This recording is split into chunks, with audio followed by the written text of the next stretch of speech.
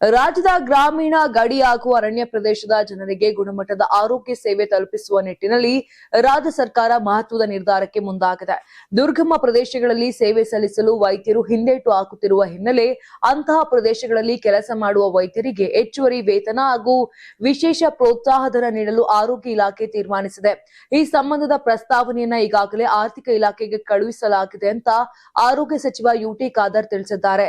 ಸರ್ಕಾರಿ ಆಸ್ಪತ್ರೆಗಳ ವ್ಯವಸ್ಥೆ ಬಲಪಡಿಸುವ ನಿಟ್ಟಿನಲ್ಲಿ ಮುಖ್ಯಮಂತ್ರಿ ಡಿಕೆ ಶಿವಕುಮಾರ್ ಒಪ್ಪಿಗೆ ನೀಡಿದ್ದು, ರಾಜ್ಯದ ಪ್ರಾಥಮಿಕ ಆರೋಗ್ಯ ಕೇಂದ್ರಗಳು, ತಾಲೂಕು ಹಾಗೂ ಜಿಲ್ಲಾ ಆಸ್ಪತ್ರೆಗಳಲ್ಲಿ ಖಾಲಿ ಇರುವ ಲ್ಯಾಬ್ ಟೆಕ್ನಿಷಿಯನ್ ಮತ್ತು ಡಿ ಗ್ರೂಪ್ ಸಿಬ್ಬಂದಿ ಹುದ್ದೆಗಳನ್ನ ಶೀಘ್ರದಲ್ಲೇ ಭರ್ತಿ ಮಾಡಲಾಗುತ್ತದೆ ಎಂದು ಸಚಿವರು ತಿಳಿಸಿದರು. ಇದೇ ವೇಳೆ ಆಯುಷ್ಮಾನ್ ಭಾರತ್ ಯೋಜನೆಯಡಿ ಬಡ ರೋಗಿಗಳಿಂದ ಅಕ್ರಮವಾಗಿ ಹಣ ವಸೂಲಿ ಮಾಡುವ ಆಸ್ಪತ್ರೆಗಳು ಮತ್ತು ಸಿಬ್ಬಂದಿಗಳಿಗೆ ಸಚಿವರು ಖಡಕ್ ಎಚ್ಚರಿಕೆ ಕೂಡ ಕೊಟ್ಟಿದ್ದಾರೆ.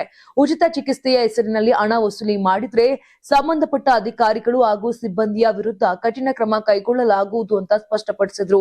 ಅಲ್ಲದೆ ಆಯುಷ್ಮಾನ್ ಕಾರ್ಡ್ ವಿತರಣೆಯಲ್ಲಿ ಸರ್ವರ್ ಸಮಸ್ಯೆ ಎಂದು ಸಾರ್ವಜನಿಕರನ್ನ ಅಲೆದಾಡಿಸಿದ್ರು ಕೂಡ ಸಂಬಂಧಪಟ್ಟ ಆರೋಗ್ಯ ಮಿತ್ರ ಸಿಬ್ಬಂದಿ ಹಾಗೂ ಅಧಿಕಾರಿಗಳ ವಿರುದ್ಧ ಕ್ರಮ ಕೈಗೊಳ್ಳಲಾಗುವುದು ಅಂತ ಎಚ್ಚರಿಸಿದ್ರು. ಬಡವರಿಗೆ ತೊಂದರೆ ನೀಡುವವರ ವಿರುದ್ಧ ಯಾವುದೇ ಮನ್ನಣೆ ಇಲ್ಲ. ಸಾರ್ವಜನಿಕರಿಗೆ ಗುಣಮಟ್ಟದ ಆರೋಗ್ಯ ಸೇವೆ ಒದಗಿಸುವುದೇ ಸರ್ಕಾರದ ಆದ್ಯತೆ ಅಂತ ಆರೋಗ್ಯ ಸಚಿವ ಯುಟಿ ಖಾದರ್ ಸ್ಪಷ್ಟ ಸಂದೇಶವನ್ನ ಕೊಟ್ಟಿದ್ದಾರೆ.